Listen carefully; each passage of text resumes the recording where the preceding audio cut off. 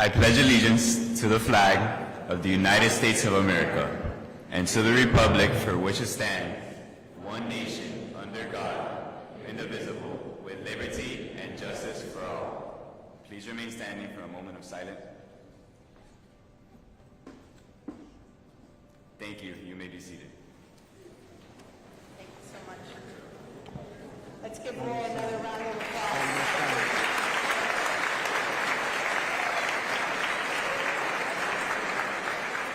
I've got to do a couple of introductions before we get to our governor, who's going to share his words with us today. And I'd like to first start with our District Board of Trustees of Miami-Dade College, Chair Michael Beletta, Juan Segovia, Marcel Felipe, and Trustee Alonso that join us here today. Very important today, we wanted to make sure that our students saw firsthand what exactly survivors of communism are. Not just survivors, but people who have come to this country and thrived in this country.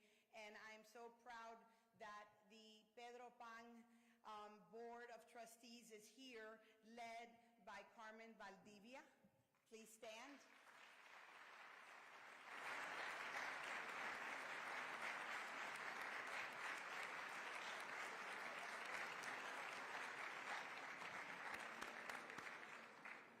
To the students, the men and women that just stood up,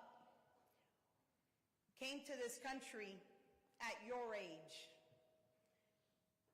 And they transformed our country. They've contributed to our country through the power of education, the power of perseverance, and trusting in God and their faith. And today, they represent for us what it is to persevere and to make good on getting the opportunity to live in freedom. So thank you, and thank you for being here. Members of the brigade and members of La Brigada, Si Se Pueden Parar, the courageous men who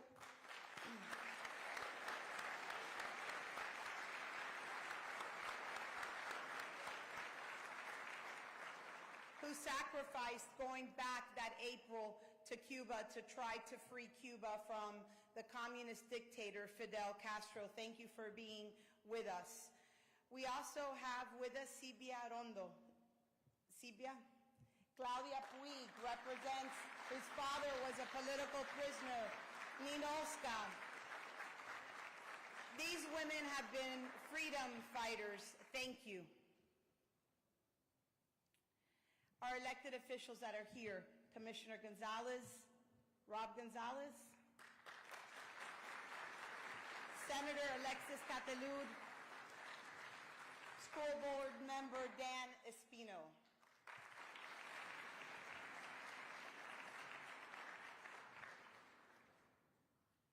And then I think I'm done with introductions. If you think I needed to introduce you, stand up, and I'm good with that. But most importantly, Jose Marti, stand up, the students from Jose Marti.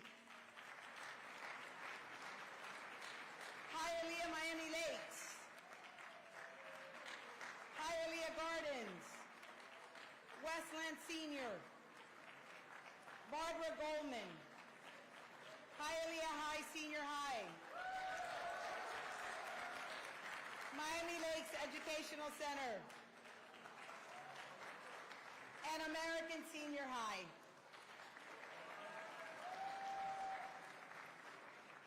You're in for a special day. Today we remember the millions whose voices were silenced, whose liberties were stolen, whose human dignity was crushed under communist regimes that spanned continents and generations. As noted in the Victims of Communism Memorial Foundation website, the remembrance is rooted in the conviction that the history of communist tyranny will be taught for future generations. And our governor, this governor, made sure that we enshrine this into the law, and that today, children throughout the state of Florida are receiving 45 minutes of that education so that they understand and never are confused by what freedom means.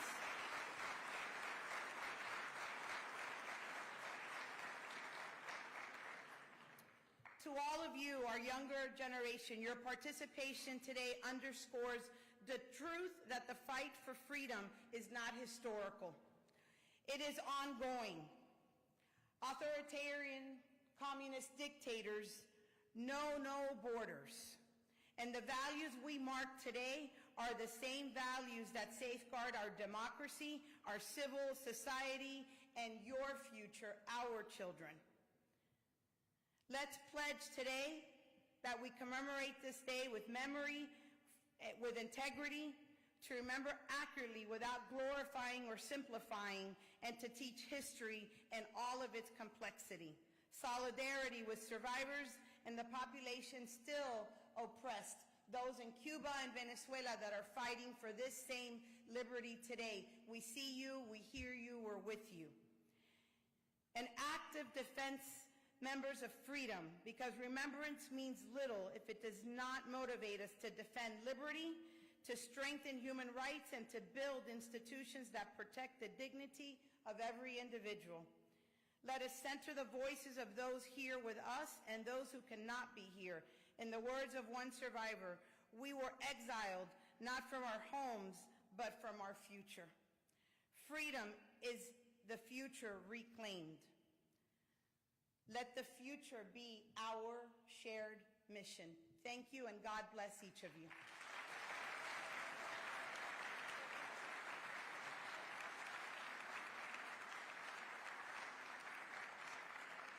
I now would like to introduce the Honorable Roberto Alonso, District 4 School Board Member and Vice Chair of Miami-Dade College Board of Trustees.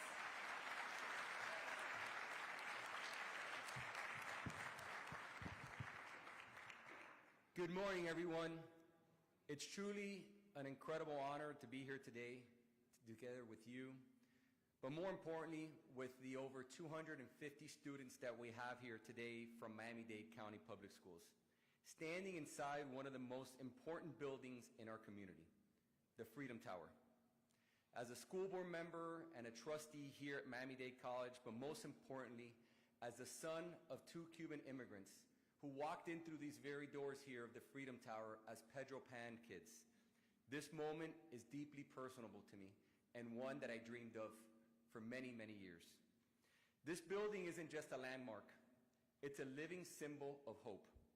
It's where thousands of families fleeing communism were welcomed with open arms. Families like mine, my grandparents and my parents walked through these doors seeking freedom, opportunity, and a better life. My father used to tell me when he arrived in this country, he came here with an empty suitcase, and many of you will see our suitcase exhibit as you come by. And it was empty. It was empty because the communist regime took everything away from them and sent them here with nothing. But to my father, he came with a suitcase that was full. It was full of dreams. It was full of dreams that he was going to be able to have as a reality here in this great country. And more importantly, what it is that you guys are here for today, an education. Because he told me that education is the one thing that nobody can ever strip away from you. That belief is why we're here today. Because education and freedom go hand in hand. We gather here today, as Madam President said, to remember the millions of victims of communism, those who have been silenced, imprisoned, or lost their lives under the communist regimes of Cuba, Venezuela, Nicaragua, China, and across this world. Their stories must never be forgotten.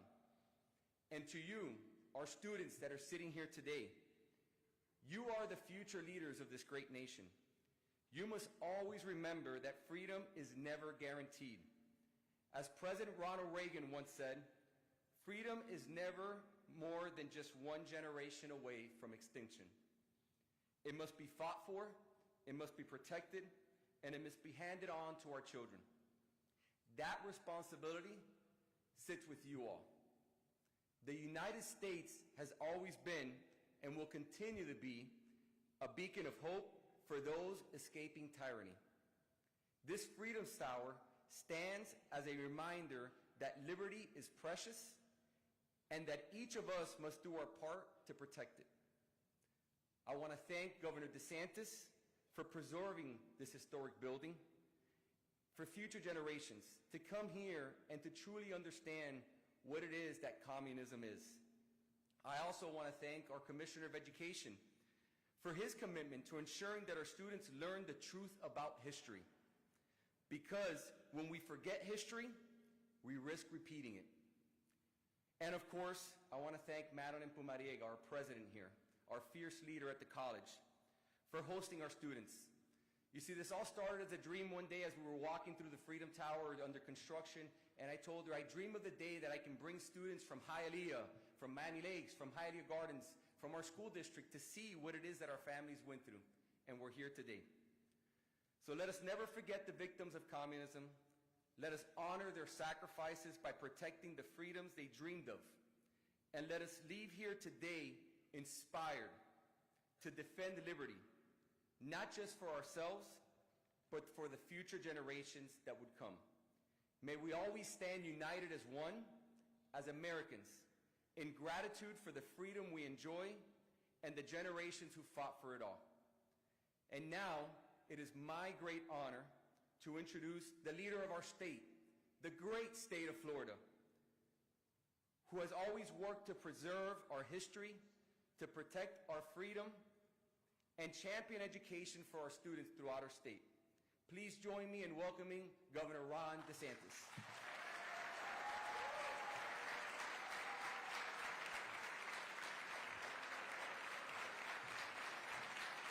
Thank you. Oh, thanks so much. Great to be at the Freedom Tower. Great to be back in Miami. I want to thank everybody, thank Madeline for her great work. I really believe that when you look around the country at the state and community college level, I don't think there's any institution that is more influential or has the potential to continue to be more than here in Miami-Dade College. I want to thank, I know we got a lot of our board members. Some of you guys have been great. I mean, I see Marcel, just amazing, always a true warrior fighting the good fights with us. And we made promises through the years about what we would do for both Miami-Dade and the Freedom Tower. And I'm happy to say, like all the promises we made, promises made, promises kept. We've delivered on the support for this great. And, you know, I'm coming in, I mean, there's horrible traffic getting here. I'm coming in, and, you know, you're looking, you know, the skyline or whatever, but, like, you know, you see, like, a condo building or this, and then you see the Freedom Tower, and the architecture was so much better. You know, it's like we've got to preserve. I mean, we should be doing all the buildings like this. So we're really excited to be able to play a part in preserving, you know, this unique institution. And then we've got our education commissioner who's from Miami, Kamoutsas, who's doing a great job. Really dropping the hammer on anybody that thinks they have their own agenda that they can do, or anybody that thinks they're going to violate the rights of parents or try to smuggle in ideology. And so I think it's been great what he's been able to do. And yeah, I think we're probably the only state in the country that has a day to commemorate the victims of communism.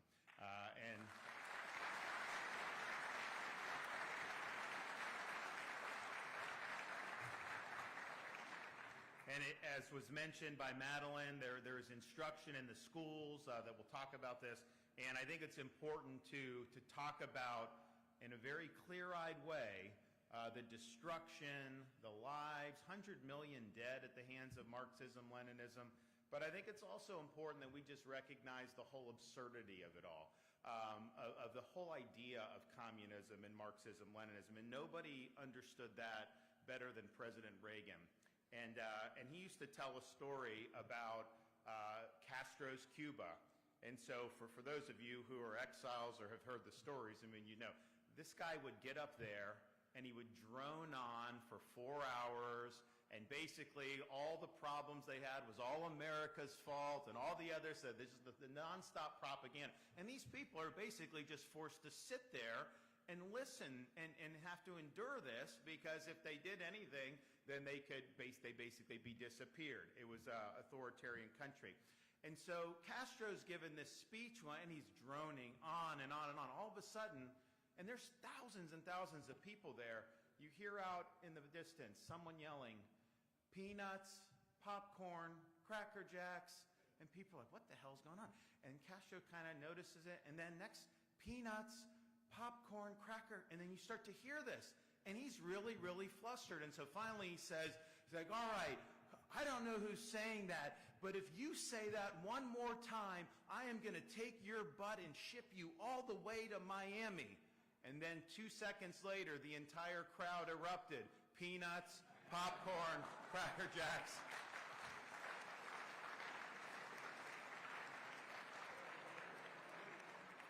And you can tell what a system does or doesn't do because the traffic between Cuba and Florida through the Florida Straits was 100% one way. If communism was so good and America was so bad, wouldn't people want to get on a raft and go over to that island? I mean, it's a beautiful island.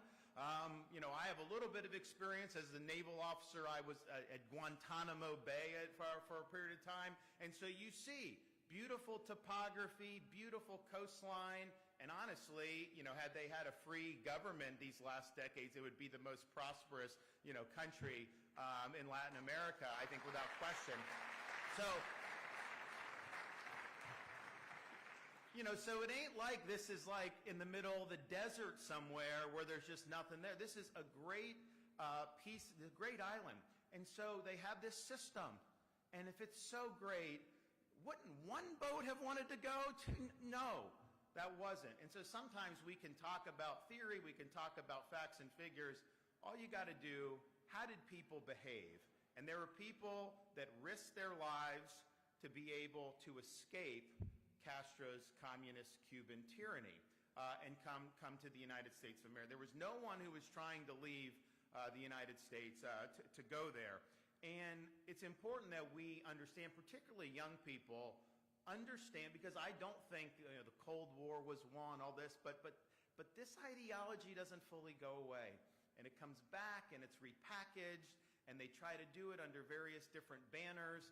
And so you have to understand what's at stake here. And I think with America's 250th anniversary approaching next summer, it's a great opportunity for young people to both appreciate the American founding principles and then to see how communism, how Marxism, Leninism is totally at war with the ideals that our founding fathers instituted. And the results, obviously, when you have 100 million dead, that's a pretty poor track record for Marxism, Leninism.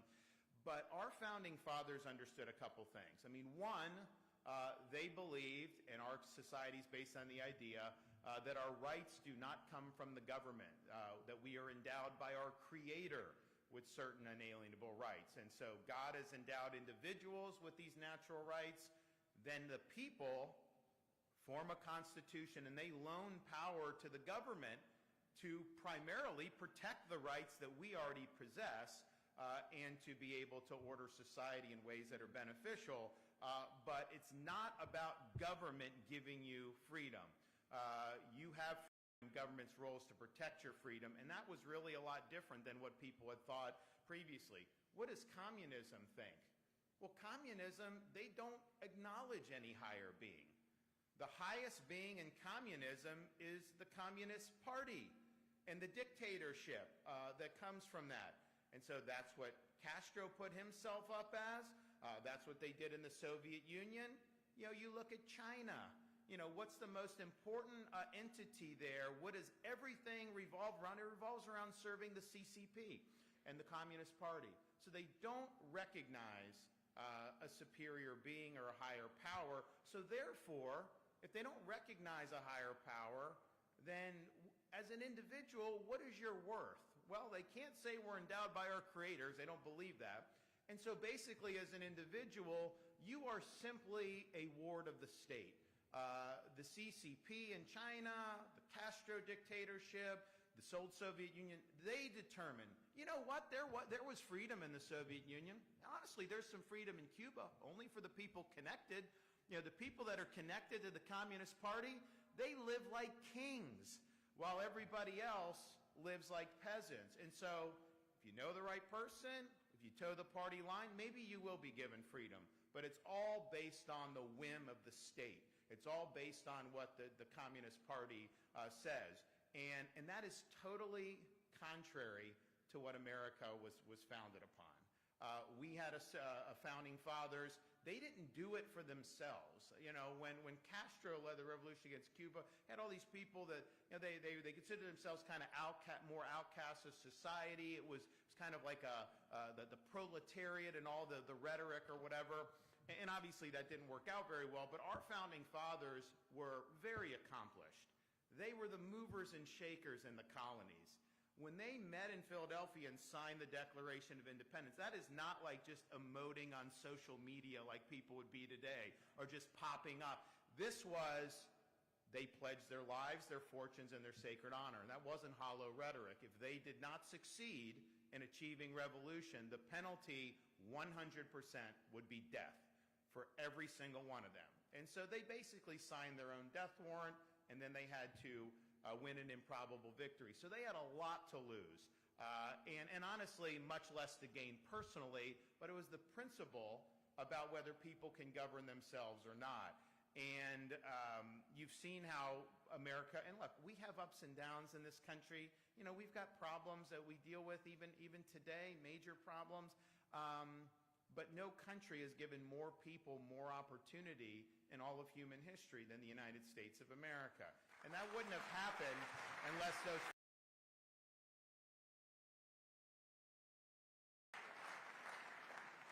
And so as part of into this, you know, we have some of our counties, most of them are far away from Miami-Dade, although one of them is just south of you guys, Monroe.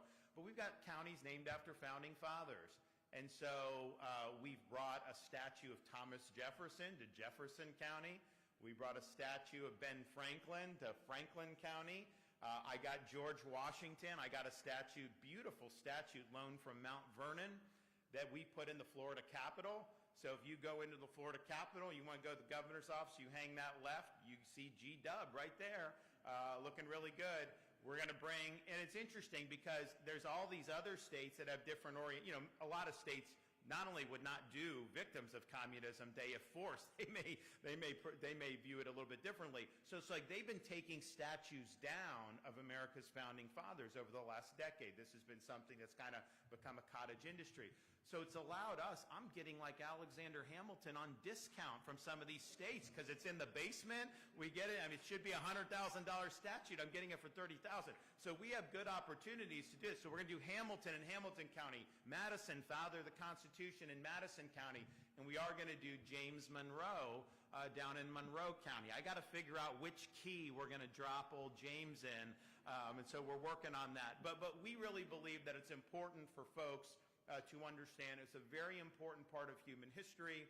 And if you look at what they did, you know, people will point out the flaws, this, that. Yeah, I think that's fine. But understand, if they hadn't have done that, you would not have seen different folks succeed across racial, ethnic. They set the principles in motion that has allowed a lot of people to realize dreams over many, many decades and even the centuries. So it's really important that we do that. We're going to continue to do more on that. Now, in Florida, we don't just talk, we act, because I think while words can be meaningful, it's ultimately your deeds that are the most powerful. And so we weren't just going to sit here, do an event at the Freedom Tower, say how bad communism is, and think that we've done our duty. No, we knew that this needed to be something that was enduring and permanent part of our education system. So we were able to sign bills into law doing a number of different things. One, of course, we have officially established November 7th as the Victims of Communism Day in the state of Florida, which is the first in the nation to do that. But we're also leading the effort to educate our students on the evils of communism. We have obviously, I mean, we have people in this room who are have firsthand experience with communism. There's people in this room who have grandparents who suffered under communism. And it's not just Cuban Americans, by the way, because, you know, Florida has really we've attracted people from Eastern Europe during the Cold War.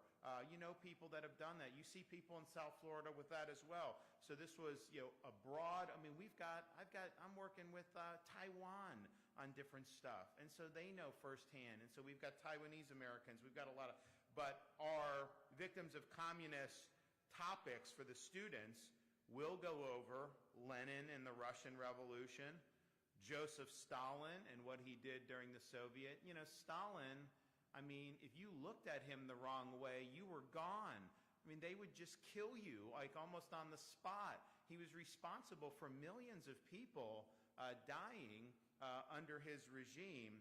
Mao Zedong and the Great Leap Forward and the Cultural Revolution. Nobody has a higher body count in the history of communism than Mao Zedong, because he was doing things like the Great Leap Forward, which was trying to centrally plan the economy, and you'd have massive famines, and so people are dropping like flies because they couldn't get any food. And so it was just a total train wreck of policies. And then the Cultural Revolution was really just trying to indoctrinate into the party line and really created a dystopia there. They have to learn about Fidel Castro and the Cuban Revolution and the communist takeover of Cuba. Look about what he was promising when he took power, and then look what ended up happening. One of the most failed episodes in governance in all of human history is the Castro regime in Cuba. And our students need to know that, and they need to appreciate that. Pol Pot and Khmer Rouge, the modern fall of the Soviet Union, as well as Hugo Chavez and Nicolas Maduro and what they're doing in Venezuela, or what Chavez did and what Maduro continues to do. And let's just be clear, none of that probably would have been able to happen without the communist regime in Cuba helping to support that and prop that up as well. So our students are going to go into this very wide-eyed. We think it's important. We're also going to be adding, and I know Stasi will talk about this in upcoming academic years, students to be given instruction on the history of communism within the United States, domestic communist movements, including tactics that were used. We just had a guy elected in New York City, elected the mayor. I came up to the podium and I quoted Ronald Reagan. He came up to the podium and quoted a guy named Eugene V. Debs, who was a communist. And so you see that. So we will provide instruction on that. One of the things I'm happy about is Senate Bill 1254, which authorizes the newly established Institute for Freedom in the Americas at Miami-Dade College to partner with our Adam Smith Center for Economic Freedom at Florida International University, with the goal of promoting the importance of economic and individual freedoms as a means to advance human progress. And they will have a specific focus on how these policies can have a beneficial impact throughout the Western Hemisphere. And I will tell you, we've not had a great run in the Western Hemisphere recently. I mean, you look at the leader of Colombia, Brazil, obviously Cuba, Venezuela, always a problem. We've got a couple bright lights in the West. For a while we had, a Prime Minister of Canada who I think was a Marxist too, Trudeau. And his mom was very close with Fidel Castro in maybe more ways than one. So, so you have this. And it's like, I'm sitting there during COVID, and people are fleeing down from Canada because he's locking down everybody, and they're seizing bank accounts from the truckers, and they're doing all this stuff. And I'm thinking, who would have thought that in North America we would be dealing, with some of this stuff? So it hasn't been a great run, so I think that what Miami-Dade College and what Adam Smith Center will be great for the students first and foremost, and great for South Florida, but I also think it's going to have resonance because people need some inspiration. People need some hope in some of these parts of our hemisphere that things can be better, and they can be better. So I want to thank everybody that's been involved with all of this over the years. I can't think of a place that in this country that has a more instinctive understanding of the dangers of communism than we have in our South Florida communities. So thanks to everybody that's been involved. Thank you to the folks in my administration and in the legislature who've worked really hard to do this. I don't know if we have any legislators here today. I know I saw some people, saw some school. Okay, yeah, great. And then, Gonzalez is here, Commissioner. This guy's really good, Rob Gonzalez, and the commission.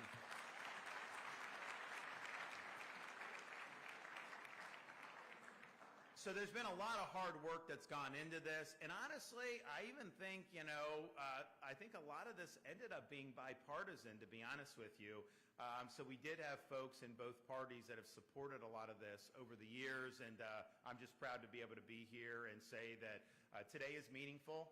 We were a little lighthearted about the Reagan quip, but the reality is this ideology has destroyed communities, families. It's taken lives by the tens of millions, certainly at least 100 million in the 20th century alone. And we can't forget that.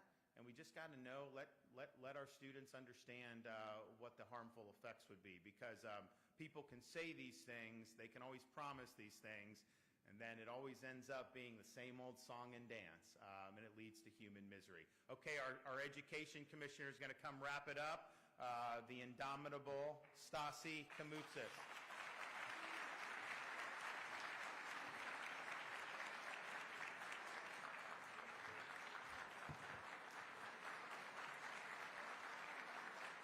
Thank you.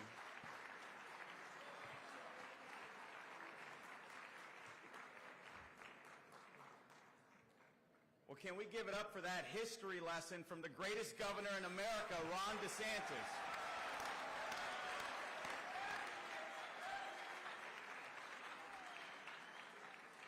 Imagine where you all would be at if you had a lesson like that every day, where you're hearing from the governor who can tell you time and time again why some of these messages are so problematic. I know that it truly resonates to be in an environment like this where you have so much enthusiasm, so much passion towards an ideology that so many of us have been negatively impacted by.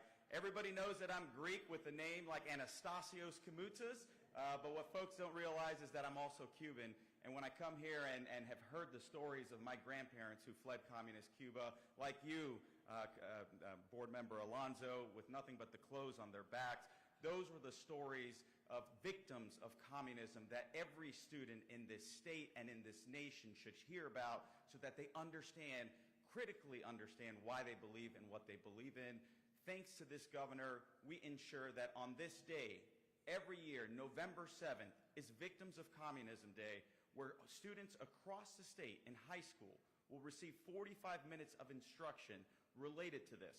Now, I remember when the governor passed this, this passed through the legislature and the governor signed the bill, there was a big event that was taking place, and I see my good friend, Senator Kamoutsas, who has definitely behind the scenes done quite a bit of advocacy as it relates to this constitutional republic and spreading the message on the evils of communism. But I remember she was at the event. I remember many were at the event. And it was on November 7th, 2022, the day before the governor's reelect. And you know what the media said? Well, they picked November 7th because it was the day before the governor's reelect because he wanted to use it as an opportunity to campaign, which was horrible. It was horrible, but these were the kind of attacks that this governor has often faced to be able to champion liberty and freedom in this state. The reality is, if you know the actual history, November 7th, 1917 was when the Bolshevik Revolution began in Russia, and that is why on November 7th we talk about Victims of Communism Day. And so this is an incredible honor to be here. I'm so thankful to be in my hometown, Miami. My mom still lives in Hialeah, right behind Westland Mall, so there's the Hialeah folks that are in the house.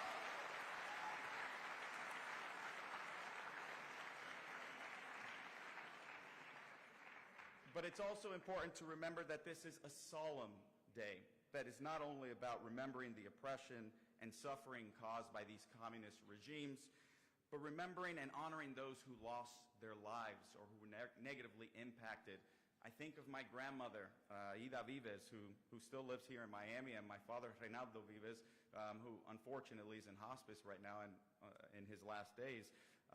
Their families were torn apart. My grandmother had 13 siblings.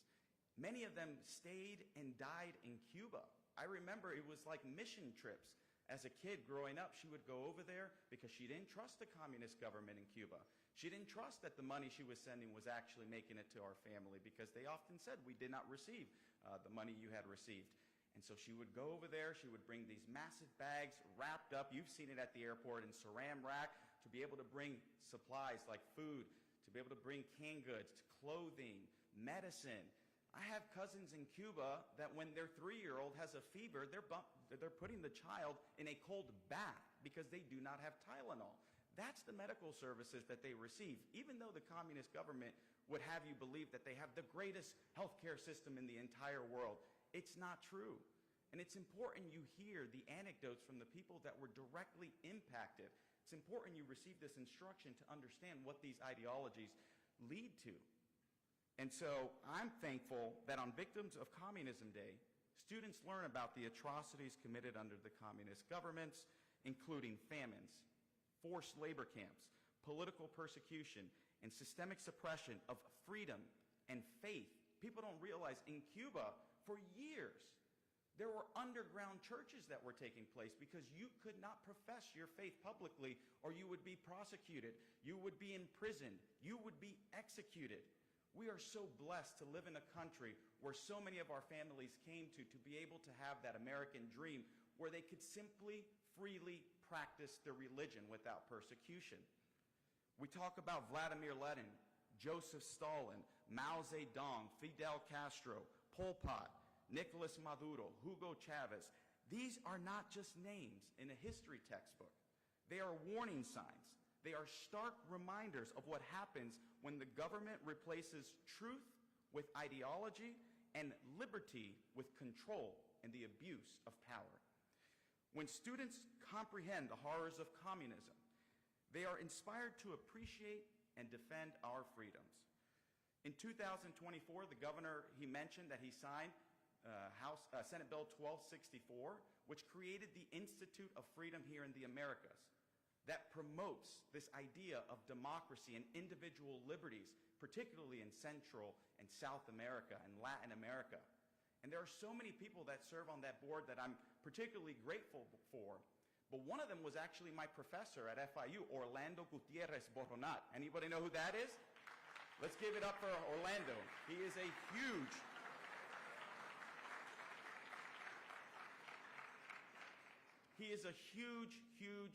member of this community, a Cuban exile that has fought for years so that students understand the perils and the evils of communism. And so I'm so thankful that the governor appointed him to the Institute of Freedom for the Americas. They're doing incredible work, and I thank everybody who serves in that capacity. But as the governor mentioned, as a result of that legislation, there were also standards that our State Board of Education are going to vote on next week as it relates to communism. Specifically, comprehensive instruction on the history of communism is now going to be provided to you students in addition to the 45 minutes of instruction that you are receiving every November 7th on the history of communism. As a result of that legislation, the Department of Education and Florida educators and content experts across the state developed these new rigorous standards, which are built upon lessons to teach not just the perils not just during Victims of Communism Day, but also to provide students with a deeper understanding of how communist regimes have suppressed freedoms, have abused powers, and inflicted suffering across the board. And so you're going to see, I'm sure there's going to be some media attention related to it. There's been some hacks over at the Tampa Bay Times that have criticized these standards, but we stand firm in what they represent and what our students are going to be able to be taught.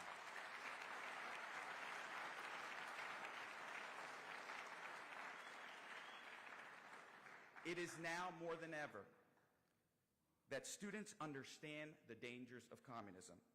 Too many of our youth have been captivated by politicians, pop culture figures, and social media influencers promising the false hope of equality without the freedoms that will be stripped away as a result. When you see individuals who are promising programs like free buses, free child care, rent freezes, punitive taxes on the wealthy, and government-run grocery stores. My grandmother tells me she saw very similar policies being put forth in Cuba before Castro took over. And so it's important, as you learn about the history of communism, that you think critically. You think through these policies and think, who's going to pay for this? What is going to be the impact as a result? And so you have these individuals, time and time again, they come around from time and time, where we call them the silver-tongued conmen, who eventually turn to strongmen in order to achieve their sick and twisted political ideology. And they're clever. They push this communist agenda in a way that often people are bamboozled. And so it's important that we teach these policies so that students are able to critically think for themselves and see and recognize them as they become adults. To the victims of communist regimes and their families, Florida will always remember and honor you today for standing up against oppression and corruption. And as long as I serve as commissioner, we will never forget your stories. We will teach every student that freedom must be defended and it can never be taken for granted. To our teachers that are implementing these standards and teaching today on Victims of Communism Day, thank you. Thank you for helping our students understand how once prosperous countries can turn themselves into devastating wastelands under communism. And to our students, you are the guardians of freedom. You must recognize them and protect them. And the promise of equality without freedom is no future at all. Today we honor the victims of communism by ensuring that its lies never find a way in the homes of our Floridians. Not now, not ever. Thank you, and God bless you all.